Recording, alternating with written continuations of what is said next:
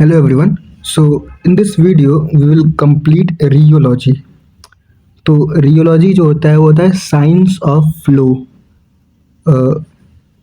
Basically आपने सोचा होगा कि जब भी वाटर हम लोग पोर करते हैं तो वो इजीली जो है पोर हो जाता है, ठीक है। लेकिन हम लोग हनी वहीं पे पोर करें तो वो इजीली पोर नहीं होता है, वो स्लोली स्लोली पोर होता है, ठीक है। तो इनका जो आंसर है वो रियोलॉजी में एक्सप्लेन होता है। तो हम लोग आगे देखते हैं रियोलॉजी होता क्या है और what is important for the exam, जो आपको याद करना है, क्योंकि आपके पास इतना टाइम है नहीं कि आप कॉन्सेप्ट लर्न करें। तो मैं आपको बताता हूँ, रियोलॉजी जो होता है वो ग्रीक वर्ड से आया हुआ है। रियो मीन्स होता है टू फ्लो एंड लोगोस में होता है साइंस। तो कभी कभी ये भी पूछ देता है कि जो रियोलॉजी है उसमें रियो का जो वर्ड है वो कहाँ से है, तो ग्रीक है, ठीक है। बहुत ही कम चांस है लेकिन कभी कभी पूछ देता है। ये बिंगम एंड क्राफोर्ड ने बताया था रियोलॉजी को, ठीक है। It is concern with flow of liquids and deformation of solid, ठीक है। नो जो फ्लो ऑफ अब कुछ बेसिक टर्म्स हैं वो जान लीजिए, उसके बाद ये सब एक्सप्लेन करते हैं। एक होता है शियर स्ट्रेस, ठीक है, शियर स्ट्रेस जिसको हम लोग एफ से डिनोट करते हैं, और होता है शियर रेट और रेट ऑफ शियर, उसको हम लोग जी से डिनोट करते हैं। तो शियर स्ट्रेस क्या होता है? It is force per unit area जो कि हम लोग अप्लाई करते हैं किसी भी लिक्विड को फ्लो करने के लिए, ठीक है, उसे हम लोग शियर स्ट्रेस कहते हैं। और जो स्पीड होता है जिस एट विच द लेयर्स, जो लेयर्स होता है लिक्विड का वो फ्लो करता है, उसे हम लोग कहते हैं रेट ऑफ शियर और शियर रेट, ठीक है, जिसको हम लोग डिनोट करते हैं। अब फ्लो ऑफ फ्लूइड्स जो है दो टाइप्स के होते हैं। बेसिकली एक न्यूटोनियन फ्लो हो सकता है और नॉन न्यूटोनियन फ्लो हो सकता है। सिंपल न्यूटोनियन फ्लो जो होता है वो फॉलो करता है न्यूटन्स लॉ ऑफ फ्लो।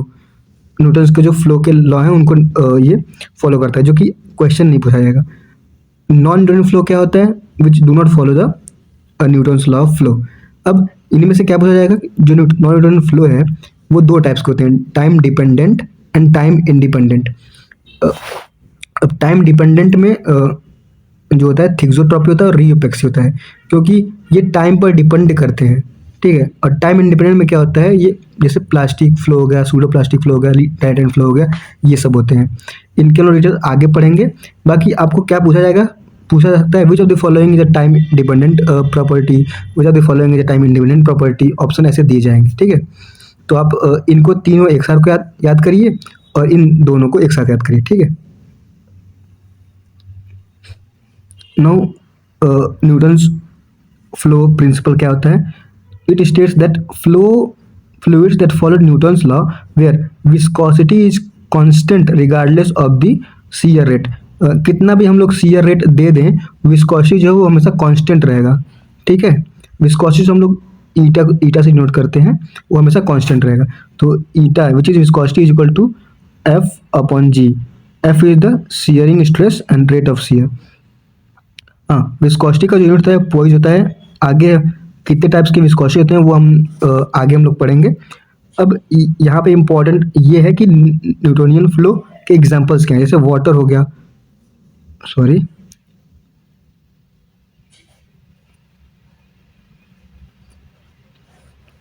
जैसे वाटर हो गया, ग्लिसरीन वेरी इंपॉर्टेंट, और chloroform syrup solutions and dilute जो कोलाइडल सॉल्यूशन होता है वो क्या होता है? न्यूटोनियन फ्लो को फॉलो करता है।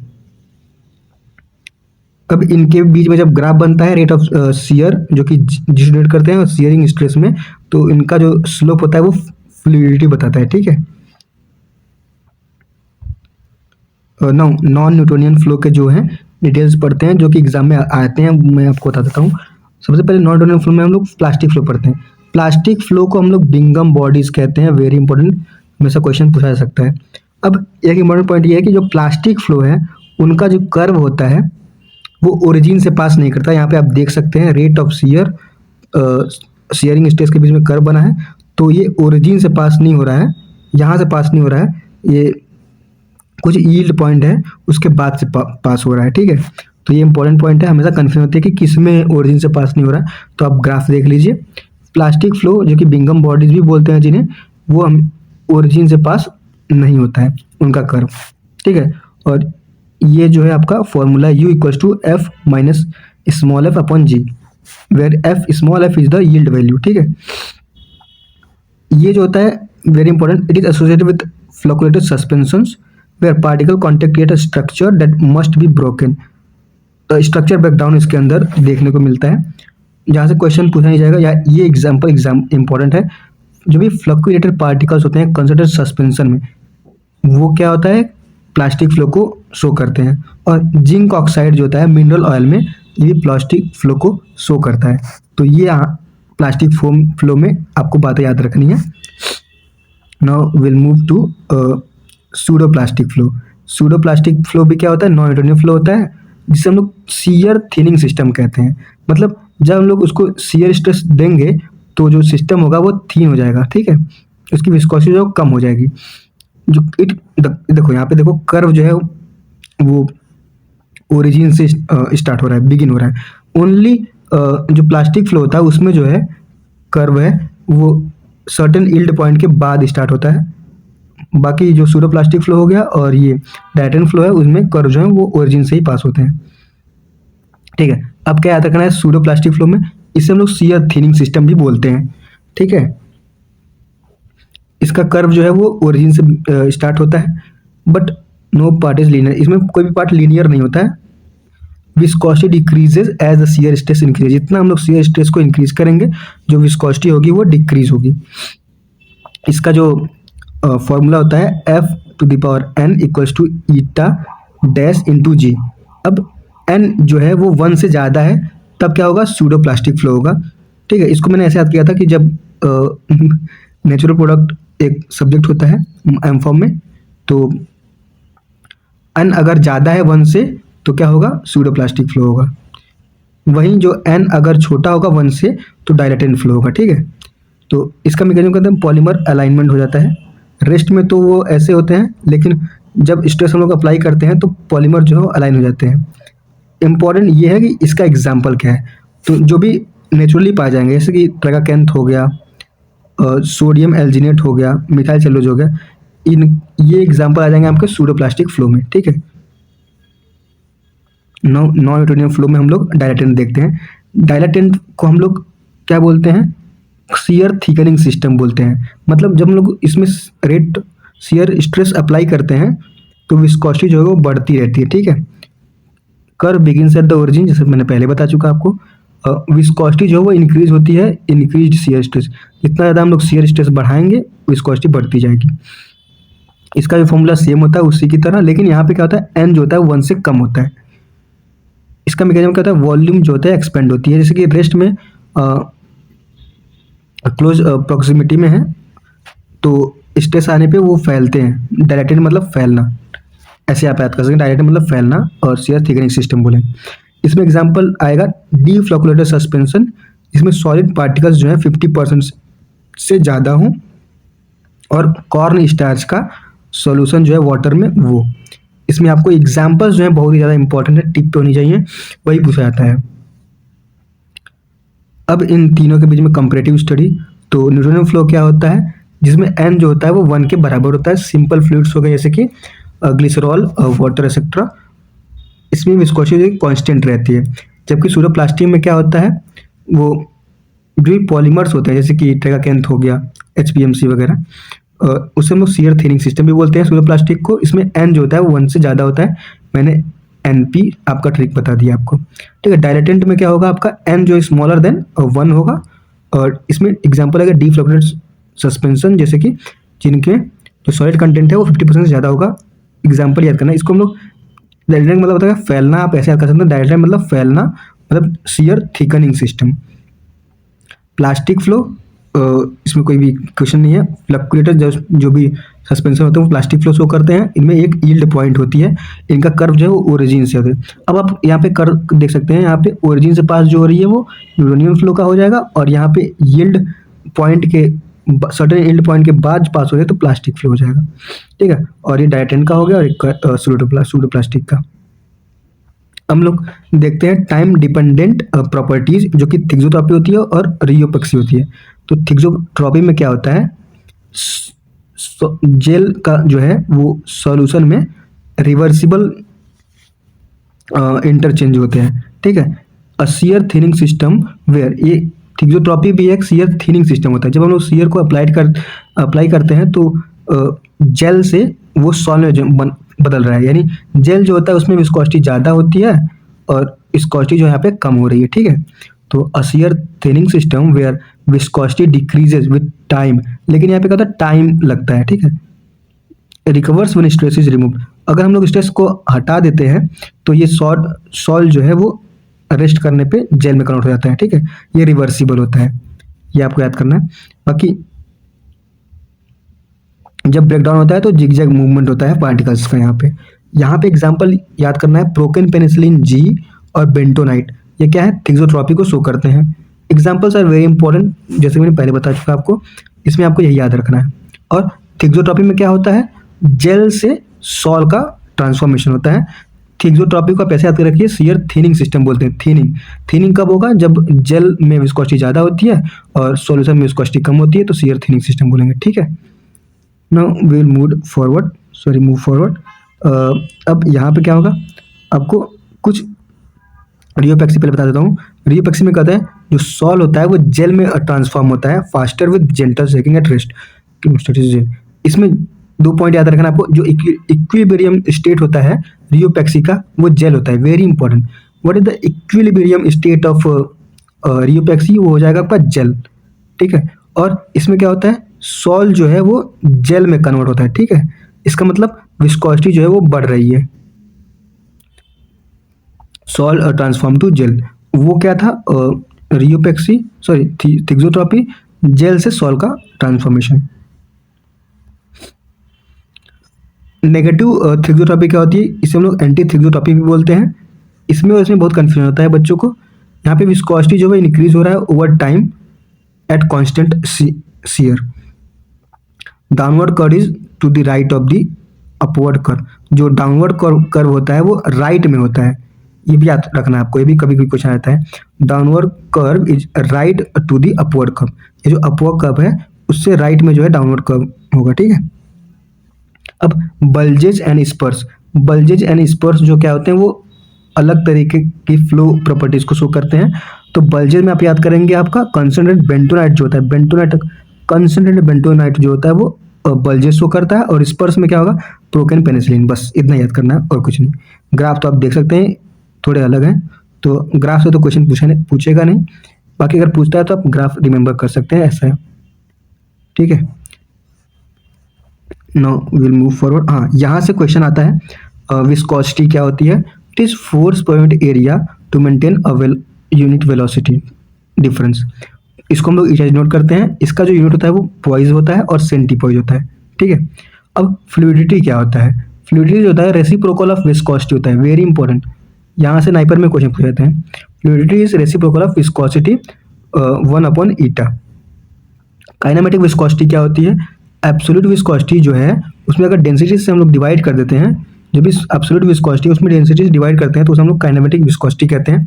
इसका जो यूनिट होता है वो स्टोक्स होता है और सेंटी स्टोक्स होता है, याद रखिएगा। काइनेमेटिक विस्कोसिटी पूछेगा तो स्टोक्स और सेंटी स्टोक्स, विस्कोसिटी पूछेगा तो पॉइज और सेंटीपॉइज, ठीक है। अब रिलेटिव विस्कोसिटी क्या होता है, it is viscosity of solution to the viscosity of solvent. Relative मतलब क्या होगा, किसी से भी रिलेट करेंगे ना, तो ऐसे हम लोग सॉल्वेंट्स को से रिलेट करते हैं विस्कोसिटी को। स्पेसिफिक विस्कोसिटी जो होता है रिलेटिव विस्कोसिटी -1 होता है, बस इतना आपको, रिलेटिव विस्कोसिटी -1। रिड्यूस्ड विस्कोसिटी क्या होता है, सॉरी पीछे क्यों हो जा रहा है यार, हाँ, रिड्यूस्ड विस्कोसिटी होता है वो स्पेसिफिक विस्कोसिटी अपॉन सी होता है। और इंट्रिंसिक विस्कोसिटी जो होता है वो लिमिटिंग वैल्यू है C2। ये कम पूछे जाते हैं लेकिन यहाँ से क्वेश्चन पूछे जाते हैं, वेरी इंपॉर्टेंट, आपको ये टेबल जो है टिप पे होनी चाहिए। हम लोग पढ़ते हैं कुछ विस्को इलास्टिसिटी क्या होता है। तो विस्को इलास्टिसिटी जो है इंपॉर्टेंट है, जो भी सेमी सॉलिड मटेरियल हैं जिनमें दोनों प्रॉपर्टीज पाई जाती हैं। लिक्विड में जो कि विस्कस प्रॉपर्टी हो गया, और इलास्टिक सॉलिड में सॉलिड का इलास्टिक प्रॉपर्टी जो पाई जाती हैं उसको हम लोग विस्को इलास्टिक सब्सटेंस बोलते हैं। ठीक है, इन इन सेमी सॉलिड में क्या होता है, मटेरियल्स में इलास्टिक प्रॉपर्टी भी होती है और विस्कस प्रॉपर्टी होती है। दोनों लिक्विड और सॉलिड दोनों की प्रॉपर्टी होती है विस्को इलास्टिसिटी। ठीक है, टेम्परेचर थ्योरी क्या होता है, जो भी गैस है वो टेम्परेचर के साथ इंक्रीज, उसकी विस्कोसिटी जो है इंक्रीज होगी। बस इतना आपको, जो गैस है उसकी जो विस्कोसिटी है, सॉरी, उसकी जो विस्कोसिटी है वो टेम्परेचर के साथ बढ़ाने पे बढ़ेगी, और लिक्विड की जो विस्कोसिटी है वो डिक्रीज होगी टेम्परेचर बढ़ाने पर। ठीक है, बस इतना याद रखना है। Now eta equals to A into E V upon R T. ठीक है, ये फॉर्मूला याद नहीं करना, इतना याद रख लीजिएगा, पॉइंट कहीं पूछ सकता है। बाकी यहाँ से क्वेश्चन पूछ जाते हैं, वेरी इंपॉर्टेंट टेबल्स। जो भी इंस्ट्रूमेंट होते हैं विस्कोसिटी को हम लोग मेजर करने के लिए, वो दो टाइप्स के हो सकते हैं। एक होता है सिंगल पॉइंट डिटरमिन इंस्ट्रूमेंट, जो कि न्यूटोनियन फ्लो को डिटरमाइन करता है। सिंगल पॉइंट है तो न्यूटोनियन फ्लो को डिटरमाइन करेगा। ठीक है, उसमें आएगा कैपिलरी विस्कोमीटर, जिसे हम लोग ओस्टवाल विस्कोमीटर भी कहते हैं, वेरी इंपॉर्टेंट। तो आप ऐसे याद कर सकते हैं, सी ओ साप सिंगल पॉइंट है और न्यूटोनियन फ्लो को मेजर करते हैं। तो कैपिलरी विस्कोमीटर, ओस्टवाल, इसका प्रिंसिपल होता है पॉइजले लॉ होता है। ये फॉर्मूला कभी पूछ सकता है, वरना यही पूछता है, what is the other name of capillary viscosity viscometer. Eta n equals to eta one equals to eta two upon rho one t one upon rho two t two, ये है। No falling sphere viscometer, very important, इसको हम लोग हॉपलर viscometer भी बोलते हैं। इसका principal जो होता है स्टोक्स लॉ पे बेस्ड होता है। इसका जो रेंज होता है 0.5 टू 2 लैक्स पॉइज्म का जो है विस्कोसिटी को मेजर कर सकता है। ठीक है, बस यहाँ पे याद रखिएगा कि जो भी सिंगल पॉइंट विस्कोमीटर उसमें दो होते हैं, कैपिलरी विस्कोमीटर जिसे हम लोग ओस्टवाल विस्कोमीटर भी कहते हैं, सीओ साब जो है सिंगल पॉइंट है और न्यूटोनियन फ्लो को मेजर करते हैं। बाकी फॉलिंग स्फीयर विस्कोमीटर जो होता है उसे हम लोग हॉपलर विस्कोमीटर भी कहते हैं। इसको आप कोई ट्रिक बना के याद कर सकते हैं। Now will move to multi point viscometer, जो कि नॉन न्यूटोनियन फ्लो के लिए होते हैं। ठीक है, इन्हें हम लोग रोटेशनल विस्कोमीटर भी कहते हैं। तो रोटेशनल विस्कोमीटर में दो हैं, cup and Bob, cone end plate. तो देखो, कप के साथ हमेशा बॉब आएगा, ठीक है, और कोन के साथ हमेशा प्लेट आएगा। तो कप एंड बॉब को हम लोग कुवेट और सिरले भी बोलते हैं, सिरल बोलते हैं, वेरी इंपॉर्टेंट। इसमें क्या होता है, टॉर्क जो होता है वो डायरेक्टली प्रोपोर्शनल होता है विस्कोसिटी के। जितना ज़्यादा टॉर्क आएगा उसमें रीडिंग में, उतना विस्कोसिटी ज़्यादा रहेगा। ठीक है, अब हम लोग पढ़ते हैं cone end plate. Cone end plate को हम लोग फेरेंसिया सिरले भी बोलते हैं, वेरी इंपॉर्टेंट। ये नाम ज़्यादा इंपॉर्टेंट है क्योंकि यही पूछा जाएगा। इसमें हम लोग इसका इंपॉर्टेंट पॉइंट ये है कि अगर बहुत ही स्मॉल सैंपल है, बहुत ही ज़्यादा स्मॉल सैंपल है, 0.1 0.2 ml में भी सैंपल है, तब भी हम लोग विस्कोसिटी जो है मेजर कर सकते हैं। It also depends upon the torque. ठीक है, नाउ स्पेसिफिक डिवाइसेज जैसे कि ब्रुकफील्ड विस्कोमीटर हो गया, स्टॉर्मर विस्कोमीटर। तो ब्रुकफील्ड विस्कोमीटर ज़्यादा इंपॉर्टेंट है, वेरी इंपॉर्टेंट। ये एक रोटेशनल स्पिंडल विस्कोमीटर होता है। इसमें एक स्पिंडल है, ये जो है रोटेट करता है सॉल्यूशन में, और टॉर्क जनरेट होता है। जो टॉर्क होता है उसको हम लोग मेजर करते हैं, तो उससे हम उनको विस्कोसिटी जो है मेजर हो जाती है। सस्पेंशन हो गया और बायोलॉजिकल फ्लूइड्स हो गए, इनके विस्कोसिटी को मेजर करने के लिए हम लोग यूज़ करते हैं। Now Stormer viscometer. Stormer viscometer क्या होता है, रिवॉल्विंग बॉब होता है। इसमें हम लोग सिर टाइप इस भी बोलते हैं। ये कम इम्पोर्टेंट है, बाकी ये ज़्यादा इम्पोर्टेंट है। Now will go through with summary. तो न्यूटोनियन फ्लो जिसमें कांस्टेंट विस्कोसिटी होती है, जैसे एग्जांपल वाटर और सिरप हो गया, इसको हम लोग कैसे मेजर कर सकते हैं, ओस्टवाल विस्कोमीटर से, फॉलिंग स्फीयर विस्कोमीटर से। तो ओस्टवाल को हम लोग क्या कहते हैं, कैपिलरी विस्कोमीटर भी बोलते हैं। ठीक है, फॉलिंग स्फीयर में जो होता है वो होता है हॉपलर विस्कोमीटर। ठीक है, नो प्लास्टिक फ्लो में यील्ड पॉइंट होता है, वेरी इंपॉर्टेंट। जिंक ऑक्साइड का जो पेस्ट है वो क्या होगा, आपका प्लास्टिक फ्लो शो करेगा। रोटेशनल विस्कोमीटर से इसको मेजर करते हैं, cup and Bob. Pseudo plastic flow जो होता है वो शियर थिनिंग सिस्टम होता है, और डायरेक्ट फ्लो जो होता है शियर थिकनिंग सिस्टम होता है। थिक्सोट्रॉपी जो होता है टाइम डिपेंडेंट, इसकी रिकवरी होती है। एग्जाम्पल है का बेंटोनाइट। लेकिन अगर बेंटोनाइट पूछा स्पेसिफिक तो आप किस पे जाएंगे, बल्जिस पे जाएंगे, ठीक है। स्पर्स का एग्जांपल आप कमेंट सेक्शन में देंगे। बाकी it is all about today's lecture. So आज मैंने इसको कंप्लीट कर दिया। आगे वाले वीडियो में हम लोग कंबाइंडली पूरा सिलेबस खत्म कर देंगे फिजिकल फार्मास्यूटिक्स का, and will take important tables of the syllabus which is going to come in the examination. तो हम लोग वो लेंगे, ठीक है।